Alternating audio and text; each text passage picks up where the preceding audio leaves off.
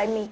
There is no reason why a man should be intimidated by women like us, because we are assets. We are valuable assets. Like my friend will say, he said, Dr. O, you're a pint-sized powerhouse. Imagine, what do you call it? Pint size. That means in America, when you're pint size, that means you're tiny. Oh, yeah. You're a small, little, power-packed person. We call it small but mighty here. Small body, big engine. That's what it is. Yes. So yes, I strongly believe that the role that I bear as a woman does not change. Wow. To my husband, I'm submitted to him. This is the first time I'm hearing this kind of submission from to my husband. To my husband, I'm submitted to him. Woman. No, let's not get it twisted. If we say we are God's children, let's follow through and through with that God. God created an order: the head, the neck, the body. To my husband, I'm submitted to him. But first, make sure that the man you're submitting to is submitted to God. And I prayed one prayer one day many years ago. This is the first time I'm sharing that story. Please share. I was in the US. I had my first child. I was pregnant with my second. I was going through my master's program then. Things were tough. I was in my house then. I was sitting in the living room. I didn't have a job. I was sort of dependent on I said, God, this cannot be my story. I said, if you make something out of my life, I will make my life count for you. That is a very powerful one. I will make my life count for you. I did not understand what I was praying, but I was praying from a very broken place. You know, it's like you're looking at it like, wow, this is hard. Life does not have to be this hard. But God, if you actually help me, and I become somebody and I make it, and I'm able to stand on my 2 feet and make a life for myself, I will make my life count for you. And every time I do anything, the Holy Spirit reminds me, remember your promise. I said, no, I have not forgotten. But in the case of Mohbad's parents, just like those parents, they are also parents. They're humans. They are flawed. They have issues. Their marriage broke apart. And unfortunately, they were not equipped with what they needed to raise those children very well. Whoever Mohbad grew up with did not have what they needed to support him, to raise him, to teach him. Neighborhood influence. Yeah, because like I said, we know what we know. But for me, I would say for them right now to pick up the pieces and go back to God. That's the start. You know, unfortunately, in the beginning, God. In the middle, God. In the end, God. In all of this, God. Honestly, we cannot take God out of society and expect society to work well. I'm so very... We cannot, but... Yeah. I know before what we you're started, you know, you ask for mercy and let God restore.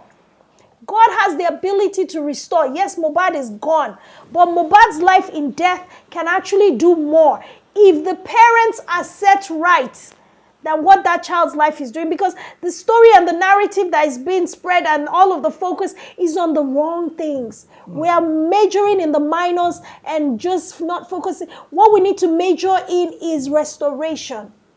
That family needs to be restored internally. And then they can now stand together to use Mohbad's memory to create awareness, to educate other parents, not to go down the path that they went through. That is restoration. It might not be the kind of restoration they would have wanted because they can't have Mohbad back, but his life can count for more than just dying. Okay, well, it's really a thing, eh? Men really do get abused. Like, oh, that's interesting. I mean, some women even beat their husband. Have you heard about that? Oh, yes. And they started to stood down. No, it's a lot of things happening to men behind the scenes. But you know, the irony of it is, why did we start Men Against Abuse initiative? Why? Because a lot of men were not willing to come forward and be voices and faces to help raise awareness to the issue. You know, they look at it as something like, you know, man, you know, it's like manly. I know. So we had to get creative. It look ridiculous for them to say, oh, I'm under abuse, I know. I'm being haunted, or I'm being punished. It's not a manly thing. It's not. But the reality of the matter is men are suffering. Accountability is missing. That's why a lot of people are afraid to support non-profit. But I tell you that we're a different kind of nonprofit.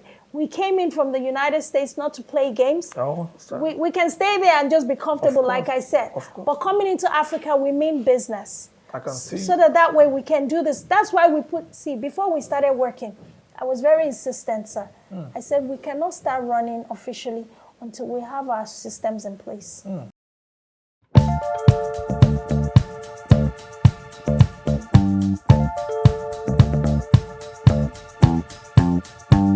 Teen domestic violence is a problem that significantly affects young people in modern-day society, making them one of the vulnerable parts of a larger society. This emphasizes the role played by child protection service enthusiasts and law enforcement agencies in safeguarding such vulnerable children for a greater adult life. In Nigeria, teen domestic violence is alarmingly prevalent, as several media reports in local newspapers indicate high rate of abuse within households across the country. It is the same problem in the larger African society.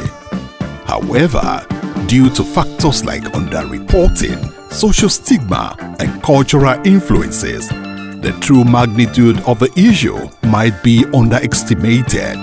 Teen domestic violence can be influenced by a range of factors such as poverty, family disharmony, stress from pressure to conform to peer group, and violence, especially sexual violence and bullying. They are major problems facing modern adolescent community. Other factors responsible for this lifetime societal problem are mental health challenge, poor parental care, emotional injury, and substance abuse. Beyond that, family, education, mood swings, bodily features, personal health challenges, adjustment to social environments, and moral principles are some more factors to deal with in developing a credible adolescent society in Africa. These factors contribute to power imbalances within the teen dating community and equally increases the likelihood of violence among young people. Teen domestic violence encompasses different types of mistreatments, which includes acts such as hitting or using objects to harm the victim. Sexual abuse, on the other hand, involves forcing or coercing victims into abusive sexual acts, while emotional abuse includes insults, humiliation, threats, and controlling tendencies. The final one is economic abuse, which entails controlling victims' finances by restricting their access to resources or withholding financial support. In trying to solve the aforementioned challenges, a keen-hearted caregiver must solve the problem of peer pressure, family dynamics, academic challenges, and identity development. What could be the dangers of teen dating in a third world country like Nigeria? The list is endless but could be limited to 4 items. Number 1 is distraction from academic priorities, because such a relationship can be time-consuming and may equally distort a student's ability to focus on schoolwork and extracurricular activities. 2. Increased emotional complexity, which is a potential for heartbreak. 3. Missed opportunity for self-discovery. And lastly, socio-political complications. This is where Honeydrop Foundation is taking the lead. The organization, which started as a non-governmental organization (NGO) some 9 years ago in faraway United States of America, is making an inroad into the African sphere of influence. Visiting several schools to spread the gospel of self-discovery for thousands of teenagers across Africa, Honeydrop Foundation is fast becoming a grand mentor to several young people in a continent belabored with poor education and remuneration standard. Situated in Dallas, Texas, and established in year 2015, Honeydrop's Foundation is an organization dedicated to breaking the cycle of youth domestic violence and fostering a safer, more compassionate youth community in Africa. with several teen dating violence training, teen conferences, men against abuse awareness programs, youth awareness and empowerment summits, community advocate partnership events, school enrichment education seminars, and school community advocate partnership program.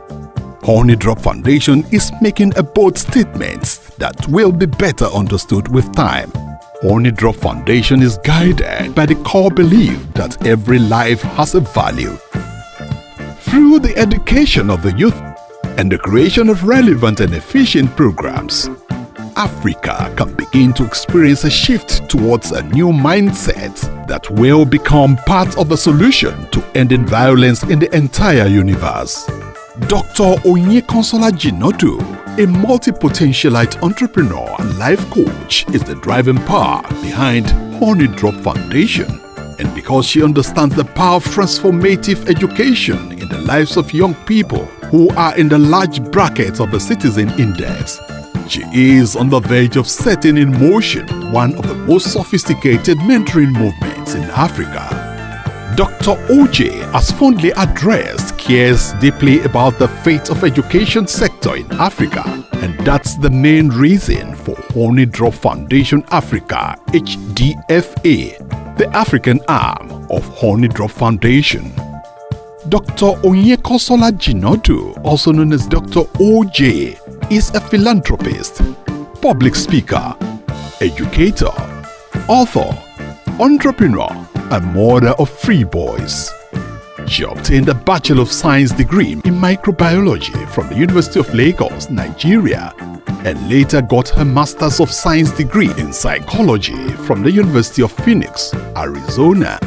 She recently completed her doctorate degree of philosophy in humanities from the United Graduate College and Seminary International. She is a woman of many parts and author of several books and solution-based documents. She is a visionary and creator of initiatives and events that benefits the global community and equally provides solutions to domestic violence and other forms of relational violence. Dr. OJ has spoken on several stages locally and internationally, including the famous Women in Management Business and Public Service WIMBIZ, promoting the Honey Drop Foundation, a 501c3NZ non-profit organization.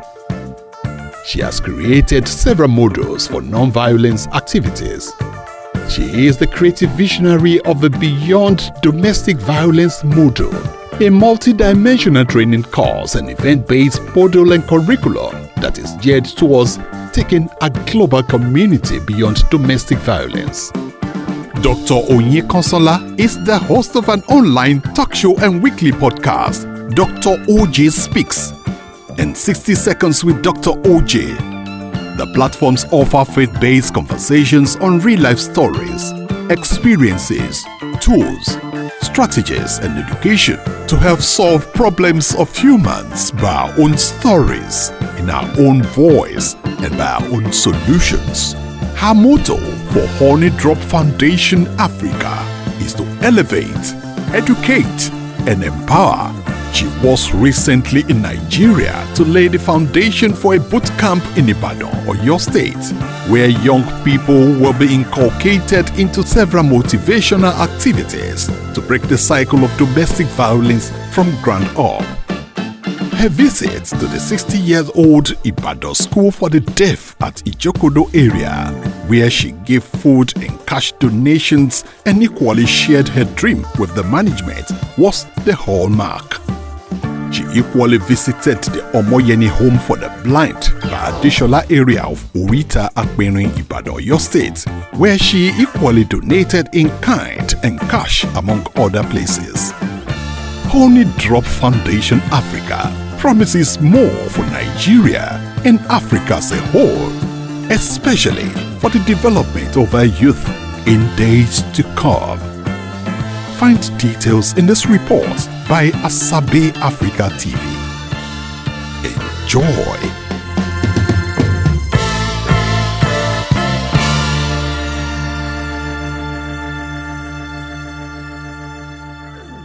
yourself. You have to work more on yourself than you work on a job.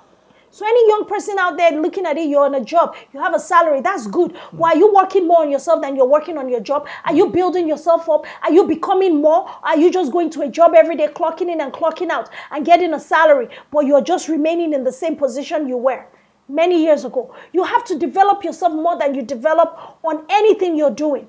Even me as a PhD, I'm working on myself more and more because I have to become more. Because you don't get out of life what you want, sir. You don't get out of life what you want. You get out of life who you become. You get out of life who you become. Who you become. Eventually. That is it. Life will only give you what you have become. Let's go back to Dr. Oyinkansola JINADU. You know, I mean, I'm so afraid when I look at your resume, I look at your citation, and I'm like, where in the world did you get the patience to accumulate? I think your first was microbiology, University of Lagos. Yeah. Then you also went into psychology. You studied a whole lot of, you know, how did you get that temperament? Where did you get the temperament, the strength to keep going for education, keep, rebuilding yourself? I mean, a lot of young people or young women or octane women of your age will have just get a high-flying job and just move on, roll on with life, enjoy life. So where did you get the patience to study more and to keep revalidating yourself? Oh, wow. At the time, I didn't even know I was doing all of that for any reason. You know, I just knew that I had the desire to be more educated, to be highly educated. You know, we come from a society where, you know, mommy and daddy would say, go to school, get a degree. And, but the girl child thing was like, the girl child will end up in the kitchen and all that. So did that happen in your own family? No, not in my family. Okay. My parents were very invested in good. You are the first child? I'm not the first. Okay. I'm the fifth of my dad. Okay. My dad has 9 children. Oh, wonderful. But anyway, you know, my parents were very invested in our education. They wanted us to go as far as we wanted to go. It wasn't mandatory for you to do certain things, but they wanted you to go as far as you wanted to go. I just took it upon myself to get a PhD. At the time, I didn't even understand where this was going to get me. Okay. But now I know that it's because of this work. Wow. Because all of the credentials, all of the learning and everything that I've been able to achieve has allowed me to do this work at the highest level. At the highest level of creating curriculums, because you have to have certain credentials to write curriculums that will be validated and published. Yeah. And I've been able to organograms and all that. Yeah, white papers and things like that. Yeah. I've been able to do that. So did I know that I was going to end up here? No. But I knew that I was just driven to do all of these things. So I just kept going. I just kept doing it. Honestly, I don't think there was any agenda behind it. I'm afraid because you see, when I look at your resume, to be honest with you, an average Nigerian educated man will be intimidated. I mean, oh Lord, I'm single, y'all. Come on now, come through. So but you gotta be correct, okay? so I look at it and I say, what kind of a woman is this? She's an entrepreneur. She's a life coach. She's a businesswoman. She's a philanthropist. She's a master of ceremony. I mean, she's a preacher. She's a teacher. She's an author. I mean, how do you put everything in one, maybe in one kitty? How do you put all these accolades? I mean, in Mr. one kitty. Asabe, she is just a very loaded, valuable asset. Any man that ends up with a valuable asset such as this, you're blessed. Yeah. Our lives are blessed. And I want to say this because a lot of women have this same thing. Maybe not in the way that I have it, but a lot of women struggle from this situation of, I have all these achievements, men are intimidated by me. There is no reason why a man should be intimidated by women like us, because we are assets. We are valuable assets. Like my friend will say, he said, Dr. O, you're a pint-sized powerhouse. Imagine, what do you call it? Pint size. That means in America, when you're pint size, that means you're tiny. Oh, yeah. You're a small, little, power-packed person. We call it small but mighty here. Small body, big engine. That's what it is. Yes. So yes, but the thing is, Yeah. When you look at women like this and you feel intimidated, you're actually shooting yourself in the foot. Because, and I don't blame a lot of men because they experience some women like that, who have not really given their hearts to God. And now, because of all of this now, they start to see themselves as, I'm this and that. No, overbearing. Overbearing. No. I strongly believe that the role that I bear as a woman does not change. Wow. To my husband, I'm submitted to him.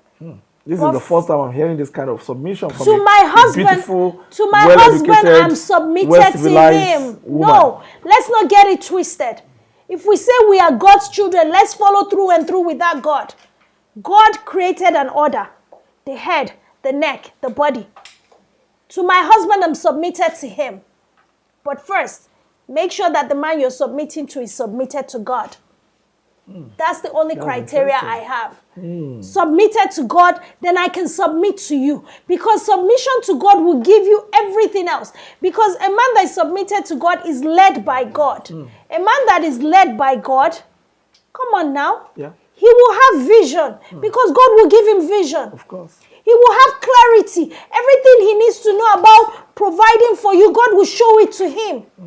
He will have love in his heart. Just as Christ loved the church, because God will teach him how to love you. Of course. In your choosing, women, choose right. Of course. So your credentials does not place you above God's order of things. He says we are created to God, to will and to do. Yeah. So everything that we become, whether you are becoming for me personally, I don't know about any other person. All of these things, honestly, is for God. It's for God. It's for God. So that's why spirituality is at the core of what we do. Yes. It's for him. And I prayed one prayer one day many years ago. This is the first time I'm sharing that story. Please share. I was in the US. I had my first child. I was pregnant with my second. I was going through my master's program then. Things were tough. I was in my house then. I was sitting in the living room. I didn't have a job. I was sort of dependent on my ex-husband then, and taking care of the family. And I was so frustrated. I was in my living room and I was on the phone trying to get food assistance for my family. Can you imagine? And I was on the phone for 2 hours. They kept on transferring me from one department to another. I was on the phone for 2 hours so that I could get food assistance for my family in the US. I understand. I was broken. I know. I said, wow. I said, look at how hard this is. I said, God, this cannot be my story. I've never shared this. Please. I said, God, this cannot be my story. I said, if you make something out of my life and give me the means to become somebody. By then, I didn't even have the master's yet. I didn't have a job. I didn't have anything. I had a child. It was tough. Oh, girl. I said, God, this cannot be my story. I said, if you make something out of my life, I will make my life count for you. That is a very powerful one. I will make my life count for you. I did not understand what I was praying, but I was praying from a very broken place. It's like you're looking at it like, wow, this is hard. Life does not have to be this hard. But God, if you actually help me and I become somebody and I make it and I'm able to stand on my 2 feet and make a life for myself, I will make my life count for you. And every time I do anything, the Holy Spirit reminds me, remember your promise. I said, no, I have not forgotten. I said, as I go, everywhere I go. And then when God started to do certain things in a different season, I said, God, you know what I'm going to do now is everywhere I go, wherever I have the opportunity to use my gift, share my gift with the world, I will make sure that you are heard and you are seen. So those must be most terrible moments because you're almost shedding tears now. I remember it just like yesterday. I've never shared the story. And you are heard and you are seen. So God has to be heard every time I speak. even if it's unpopular, Jesus has to be heard. Yep. It has to be seen. Because I have to use this work to point everybody back to him. Yeah. Even when I MC, I use that work to point people back to him. Even when I teach and I educate and I'm invited to speak and do everything, my work has to point people back to him. To God, to Jesus. It's about restoring. Restoring his children. Restoring their gifts. Everybody has a gift. Restoring the use of your gifts back to his purpose. Honey Drops Foundation is a tool. My gift is the driving engine behind it. Wonderful. And that tool is to restore children of God back to him. I want to, let's quickly go into the Mohbad issue in Nigeria, because let me be honest with you, it's one of the most popular issue in the last 1 year. A lot of power play, a lot of intrigues, a lot of maneuver. You know, some people even went to the extent of trying to buy off media attention, but it has remained constant. The awareness, asking for justice, looking out for justice. I made mention the other time that we are living in a country whereby the industry of injustice is so high. Today is 1 year exactly that Mohbad died, and as of yesterday, the parents were at the coroner inquest in Lagos, and I saw a video whereby some people were trying to reconcile the mom and the father. You know, they've been at loggerhead.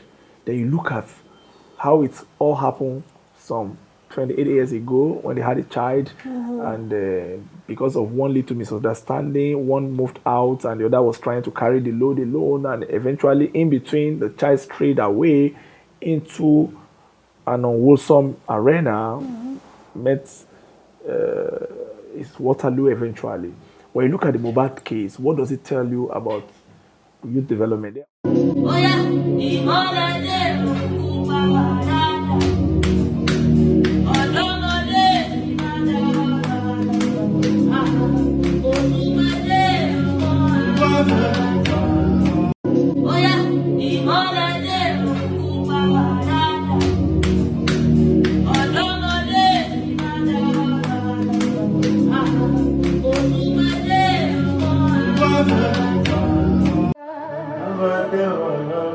are the most happy. You are the most God. You are the most high. You are the most high. You are the most happy. You are the most God. You are the most high. You are the most high. There are other issues before Mohbad. I mean, in 2011 in Nigeria, here we had the Dagreen case too, who was coming into limelight, and he had an accident and he passed away, and the parents were left with nothing. They couldn't make anything from his musical royalties and all that. In Mohbad's case, it's also almost happening now. When you look at that, coming from your background of spirituality as it entails empowerment, if you are to sit with the parents of Mohbad, what are you going to tell them? Where do you think they missed it, and what do you think they should have done to have made him a successful guy? Because in America, you have a lot of stars. You have the Michael Jackson, they were all 7, and their parents were able to do well. They brought them to limelight. There was progress, there was success, global success. But look at how it has turned up here. What do we tell them as an interventionist? You know, let's start from where you ended. Yes, ma'am. You said in the US, a lot of parents are able to raise superstars. Yes, ma'am. You know, behind the fame and all of those things, there's a lot of things that the world does not see. Or maybe the world sees. I mean, when you even take Michael Jackson for an example, yes, he was very famous. He's a legend in his own right and all that. But he didn't end well. I know. His life was shrouded with a lot of negative publicity, I know. child molestation, and all that can be traced back to childhood trauma. all that can be traced back to a lot of brokenness in his past. Let's leave that there. So it's not easier just because it's happening over there. And parents are not different just because they're Americans or they're Nigerians. Just like Michael Jackson's parents might be, people will be like, how did they raise him? Yes, he's a music legend, but then why are they accusing him of molesting children? I mean, that's not to taint his memory, you know. Michael Jackson will always be remembered for his music and his work and everything that he did for humanity. But in the case of Mohbad's parents, just like those parents, they are also parents. They're humans. They are flawed. They have issues. Their marriage broke apart. And unfortunately, they were not equipped with what they needed to raise those children very well. Whoever Mohbad grew up with did not have what they needed to support him, to raise him, to teach him. Neighborhood influence. Yeah, because like I said, we know what we know. But for me, I would say for them right now to pick up the pieces and go back to God. That's the start. You know, unfortunately, in the beginning, God. In the middle, God. In the end, God. In all of this, God. Honestly, we cannot take God out of society and expect society to work well. I'm so very... We cannot. I cannot even tell you that there is a special recipe, sir. Go back to God. Repent. Ask for mercy.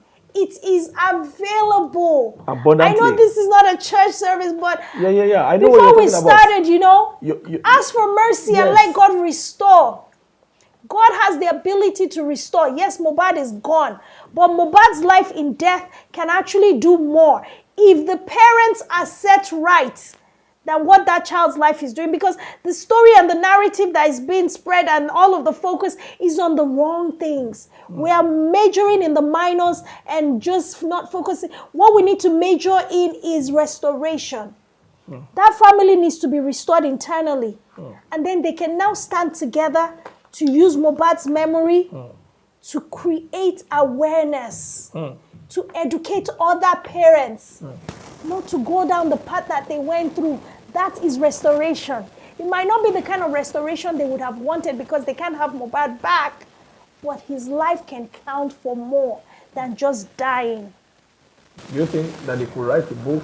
Do you think they can commission someone or, you know, give a contract about a book that could illustrate his life, talk about the phrase of the parents and the flaws of the child himself, and the, what can I call it, idiosyncrasies in the industry, and let it be a good lesson for upcoming generation, for young people to learn from. That is a good idea, but that cannot happen until it's like trying to build a house on a faulty foundation. The family has to be restored first. They need to go back to God. Once they go back to God, look, all of these things will happen, can happen. And even that family, they say they don't have money from royalties. Do you know that God is so amazing that in his mercy, he can make that family so much more money that they would never have to suffer again, doing things that will benefit other people, that will help save lives, rather than all the fighting and bickering. But you know, my people perish for lack of knowledge. Hosea 4:6. And they're surrounded by people that don't know any better. So if they're surrounded by people that don't know any better, and there's fighting and bickering and all this, look, go back to God. Restore your family. I'm not saying the parents have to come back together as husband and wife, but restore the family, find healing, and then find purpose in Mohbad's death. Find healing and find purpose. Because see, my church says one thing. We find God, right? We find freedom, and then we find purpose. We find God, we find freedom, then God gives us purpose. Boom. That is it. That is it. So it comes in that. But if you want to put purpose over God, you want to, It will be accidents. Oh my, yeah, it's not going to work. It's not going to work, yeah. Let's talk more about Honey Drop Foundation Africa, you know. Yes, sir. Coming into Africa, I mean. Like, when I was reading your resume on the internet, and I also had the one in my hand, and I was like, why the challenge coming to Africa? you've seen enough challenge in America. There is a core industry that you could handle, that you could give solution to in America. The black community is huge there, and a whole lot of vices. So why? What are the challenges that you face coming to Africa? I learned you've gone to some schools, and even right now you are still going to visit some institutions Yes. to give them what can I call it, palliatives, and also mentor them and all that. But at what cost? What is the cost implication? So far, the cost implication has been on us. You know, God has just been merciful. It's a sacrifice, right, that we've made, but it's a calling that I know that God has on my life for me to do it. Even before, you know, I met you to even do this interview, it was the work was already ongoing. Wonderful. We came into Nigeria in 2023, and we launched that. We did a soft launch, and we did the main launch earlier this year. And we've gone to a couple of local governments. Every local government we've touched, we've created awareness, we've given the kids a lot of things, we've educated the schools, and we've, you know, left a little bit of our footprint in there. It's important for us to do the work regardless. You know, what God has called us to do is not for us to, how do I put it? For us to look to profit from it. Is to change lives. Because I'm aware the way you lives. spend money, take care of young people. I mean, the hampers, the food. I mean, you go to some school, you just buy things for them. I'm aware that you're almost going to be at the School of the Deaf in Ibadan. It's one of the, Yes. I mean, it's an old institution, 60-year-old and all that. Because disabled, you know, when I came into the knowledge of that school, I realized that, yeah, while we work with teenagers and youth who are capable and, you know, are able to learn, but, you know, disabled kids are actually higher victims of abuse. I understand. Because they can't speak, I know. they can't They can't communicate. communicate. I was so happy. I said, wow, that's good. Let's go there and see them. Let's go there and help them. Let's do something as well. Let's touch their lives. You know, this work is something that it's non-profit. You know, it's not done alone. I cannot take full credit. My family supports. My family supports, you know, this work and this vision because they really believe in God's calling on my life.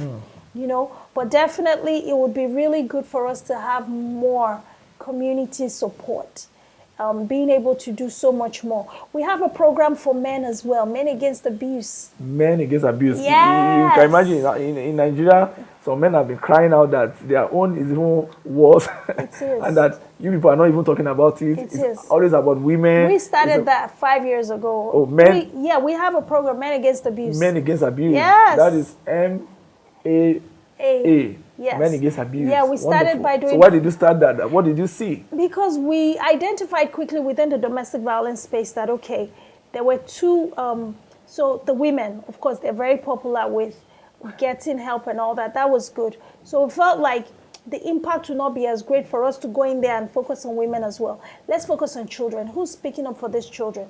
That's when we started our youth and teen dating violence initiative. And then just a few years into the work, you know, I started coming into information about men reaching out to me. They're like, oh, but you know, you always talk about this, you know, this happened.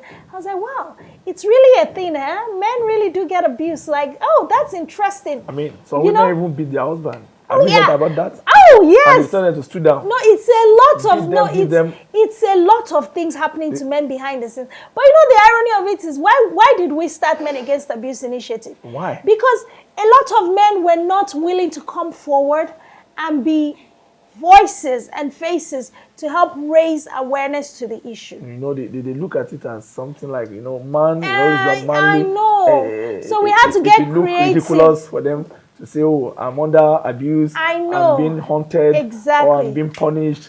It's not a manly thing. It's not. But the reality of the matter is men are suffering. So we said, okay, let's be that organization that will advocate for men.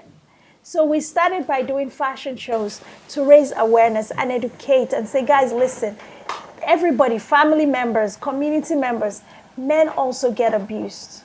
And it's okay for you as a man, if you're going through these issues, to get the help that you need. There's help for you. And of course, Honey Drops Foundation is an organization that we strongly honor the role of men in our society. Men as fathers, men as leaders, men as mentors, men as whoever they're called to be. We honor the role of men.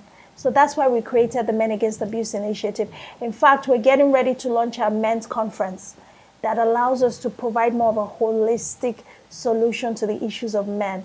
At that conference, we're going to be talking about single parenthood for men. We're going to be talking about societal pressures when it comes to financial responsibility of men. We're going to be talking about mentorship when it comes to men seeking the right mentors and being able to build themselves up. We're going to talk about abuse, sexual abuse, financial abuse, emotional abuse, verbal abuse, and physical abuse. So we're going to be addressing all these issues that affect men. Of course, it affects everyone, but we're going to be focusing on our men in this conference. I think men are suffering mostly from emotional abuse. I mean, yes. When a man needs, God forbid, sex from his wife, and it's like, oh, you have not dropped enough this and that, you have not dropped enough money, or you frowned at me the other day, or you didn't treat my family well. So what do you think constitutes a larger percent of abuse for men? I mean, if you look at it, for women, we know, of course, can abuse a woman by sexually harassing her, by denying her of her natural privileges, or by making life miserable for her as a lecturer, which is very rampant in universities across Nigeria. But what do you think constitutes the major aspect of men abuse? Because I'm looking at the emotional aspect now. Yeah, men, of course, emotional abuse is very, men definitely suffer all manners of abuse. Emotional abuse comes from partners, people who are, close to these men. And in all of those dynamics, it's very unique to everyone. But for us, addressing the issue as an organization is equipping men in having to manage and build relationships, having to create positive interpersonal relationships, having to develop emotional intelligence, and also helping to equip them to identify red flags in relationships. So men are with partners who have no regard for them, who talk down at them, who tear them down, who pull them down, and they stay there. Why? Why are you there? They'll say, okay, maybe in exchange for that emotional abuse, she's very good at sex. Or in exchange for that emotional abuse, she cooks good food. Okay, so your mental health is going to be at risk, and you're going to stay with a woman who is tearing you down, who has no regard for you. So we have to be able to help our men identify all of these things as well. And we can't take for granted the fact that men are men, they're supposed to be strong, they're supposed to be macho, masculine. No, men do cry. They might not cry in front of everyone, but they do cry. And I say this, it's okay for men to cry. It's okay. It is okay for men to cry. Yes. But it's an emotional But expression. It's not okay to bring it to public. It has to be managed. Oh, God. That's where emotional intelligence comes in. It has to be managed. Yeah, so that's what we do. I mean, like for me, I'm a female. I advocate for men strongly. So Men Against Abuse Initiative is so near and dear to my heart. So those were the two programs that we launched when we launched in March. We launched our Teen Dating Violence Initiative. And then we also launched our Men Against Abuse Initiative. So I want to look at it and say, let's quickly go back to the teenage. If you find an avenue to express your dissatisfaction to government or to people in relevant position of authority, what are you going to say is the real challenge that our young people are going through, or how to address it? Because I brought it to the knowledge at that time that it appears that it is even bigger than church. Church is not even giving any value, except maybe in few instances, I can't remember. It appears that the church is just, today now, the modern day church is about money. Then the parents are also on the front of the parent, they are running a skater, trying to chase something to raise the family. Yes. The man is at work, the woman is looking for a business, the economic situation is very tardy. Then you look at the school, a whole lot of intimidation, a whole lot of emotional challenge going on. I mean, maybe this child is not even earning well, everybody's looking out for a way out of that. So what are you going to say? How do you think we can bring our children under a good atmosphere, build them properly to become wholesome in their continence? So it's going to be a collective effort. Okay, ma'am. Non-profits have their role. They said it takes a village. It takes a village. It takes a to village. raise a child. Yes, to raise a child. And to help our youth be restored, we have to be able to, the government has to play their role. They're not acquitted from all of this. They have to play their role. The unfortunate thing is they are who they are. And if we as a society keep waiting for them to do different, we might be waiting for a very long time. And that's why for me, I always try to say, look, let's all get back to a space of spiritual awareness. Yeah. Understanding who we are as children of God. And that will help us begin the process of transformational change within the family, in the schools. Parents need to be more intentional about raising their children. It's not just about providing food for them to eat and then telling them what to do, go to school. It's about really just investing that time to build up a child. Time is the biggest factor.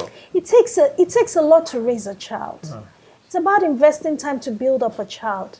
I understand the economic situation of the country.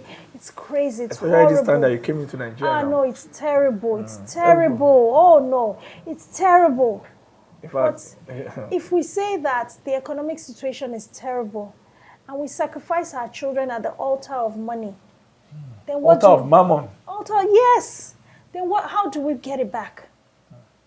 How do we get it back? Because it's a catch-22. It's a lose-lose situation. If we're chasing the money and we're sacrificing the ability for us to be present, to teach our children the values that they need to have. Because a child who is easily influenced by friends to do money ritual. In fact, that's another very horrible, terrible situation now. Or a child who is easily influenced by friends to go and rape another child, or to abuse another child, or to molest another child. Girl. The values was not properly instilled from the home. Of course. Do you know even a child that tried to arrange his mother for ritual? Jesus. And it was the Babalawo that decided to get the police involved. A child that's already prepared how to bring his mother. Yes, for the ritual. That happened like 2 years ago. It was the Babalawo that called the police and they told her, she said, no, not my boy, harmful, harmless looking young guy, young boy of maybe age 18, 19. There's a lot of crazy things going on in society. Where did he get that indoctrination from? I can't understand it. And those are the issues that I think Honey Drop should start looking at on your, maybe your platforms, on your news bulletin, and on your awareness channels. We would love to address every issue, sir. We would love to address every issue, but unfortunately, we're limited in capacity. I know. Just like any other organization. And that's why, we focus on the areas and we do as much as we can, as quickly as we can.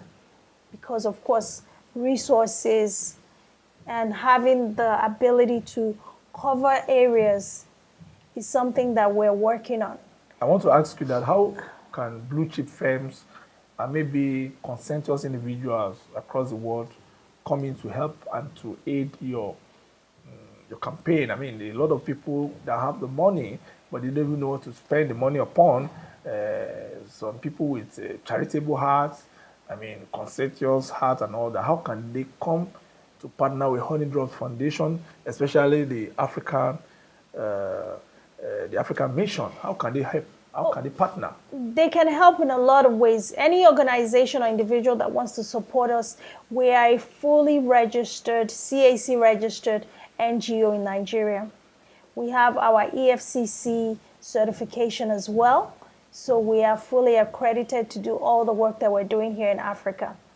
And of course, we have our bank accounts where people can send donations in. And you're always going to be able to verify that your donations will go towards the work that we do. Without donations, we're already doing a whole lot.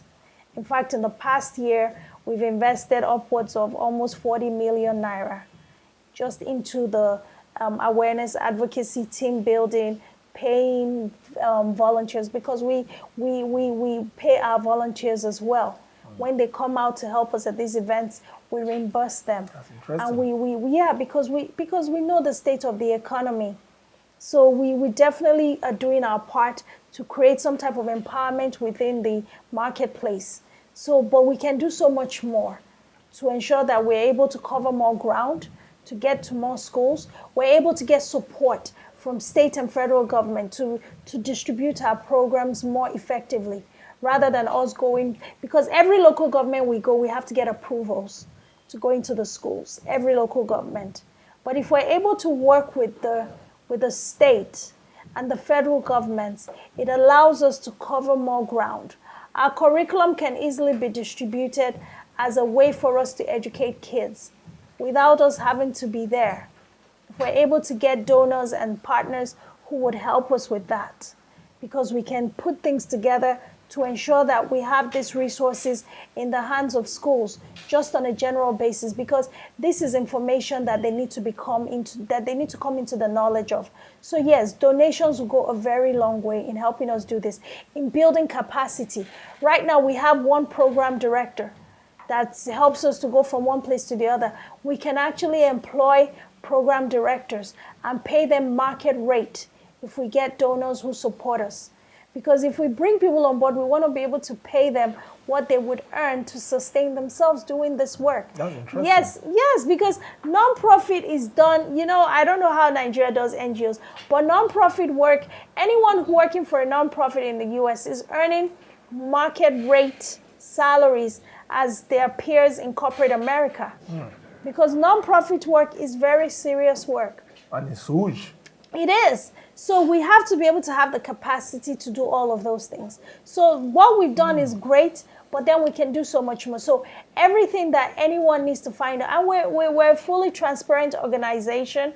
If you go on our website, you see our financials. They are posted on there, because we're a 501c3 nonprofit in the US. So in the US, being a 501c3 nonprofit means you're tax exempt. Every donation that you get or any type of funds that you get coming to, is public, because you're a public charity, so it has to be public knowledge. So these are even some of the things that I'm trying to bring back to Africa to help educate other NGOs in how to properly run a nonprofit organization, to set a system up of open, honest transparency. Honest, open transparency, because that's why a lot of people will be afraid to Honest, open transparency. Yes, because a nonprofit has to be able to show you, first of all, the work that you're doing. And then they also have to be able to share with the public, especially stakeholders who are supporting them. This is where your donation went to. You gave us 10 million naira last year. This is how we spent it. We paid some salaries, we did some outreaches, we did some programs, and that is how we're able to expend these resources. Accountability is missing. That's why a lot of people are afraid to support nonprofit. But I tell you that we're a different kind of nonprofit. We came in from the United States not to play games. Oh, we can stay there and just be comfortable, like I said. Of course. But coming into Africa, we mean business. I can see. So that way we can do this. That's why before we started working, I was very insistent, sir. I said we cannot start running officially until we have our systems in place. You're president. You're someone that believes so much in systems. We have to register. We can't do under the table activity. We have to be known. We have to get verification. We have to get accreditation. We have to get validation. When we did our launch, we had the Commissioner for Youth, we had Mrs. Fashola, we had my wonderful uncle, Attorney General of Lagos State present, and things like that. So we have to make sure that we're coming and we're above board. So anything you see us doing, don't be scared. We are an organization you can back up, because we are verifiable, and you can trust that the work we're doing is not to enrich ourselves. Yep, of course. I've heard so much about you in that regard, and I want to ask a follow-up question: that why do you throw so much to this cause? I mean, you spend your earnings and everything. It's like, oh, you are coming here, you are buying food stuff, you are doing this for them, you are buying booklets, you are trying to enhance, their social status and all that. So, where did you get the appetite to spend your earnings on this project, because a lot of high-flying ladies like you will have just resume into a holiday, travel out, I mean, enjoy yourself with your earnings and all that, with your 3 boys, and just enjoy the best of life. So why do you put on so much into this? I mean, is it is this a spiritual thing, or is it just a hobby? It's not a hobby. It's a spiritual thing, and it's also a purpose thing. Okay, My purpose in this life is to make the lives of other people better. wonderful. That's my purpose. How I do that is using the gifts of God on my life. The gift of God is my financial. The gift of God is my abilities, my skills. The gift of God is the ability to create innovative solutions with my mind to make people's lives better. So it's a purpose thing. And who are we without living a purposeful life? You know, I can be rich, I can carry all the designer bags, I can dress and be a baby girl for life. I don't even know what that means. I don't know Of what. course, yeah. I hear people say live a Yeah. live a soft life, you know, that kind of thing. I can do all those things, but that's You have the beautiful face to even do all those kind of things. Travel to Bahamas. and relax and be taken care of. Go to Seychelles and then you have to take care of. Fly yourself in a private jet. Go on honeymoon. I think all those things will come eventually at some point. I don't know when, but now is the time to do the work. You know, lives are in the balance. To be very honestly, lives are in the balance. I know. Every time people see our messages, I believe strongly that we're saving at least one life. Every time we go into the schools and we offer these programs and we educate these kids, I believe that we're making a change and we're planting a seed in the heart of one child, even if it's one, and we're helping. Before I ask the next question, well, everybody watching, the Get in Touch contact is honeydropsfoundation.org. That is info@honeydropfoundation.org. And the office location is in Dallas, Texas, but there's a Nigerian contact. You can also reach the organization on the telephone number streaming on the video right now. You can get them through both the American contacts and the Nigerian contacts and every other available information channels you are seeing there, scrolling on the screen, and you will want to have a chat with them. Maybe you are having a challenge, or maybe you want to partner. You are an organization, you feel that the dream tallies with yours, or you feel that you have something to offer. Yes, definitely, this is the right place. The Honey Drop Foundation Africa, then Honey Drop Foundation Global. I want to ask you that. Yes, sir. What is your most challenging moment in life? Because for you to have taken up this task, you must have seen it all in terms of life challenges. And I saw it in your resume. You love to become mother of 3 boys. So, I mean, it's not easy to be mother of 3, agile boys. But what is the most challenging moment in life? Your turnaround moment, the moment you look back now and say, oh, how did I survive? I mean, that you want to talk about so that you can influence others and you can also, put strength into people. Oh my God, challenges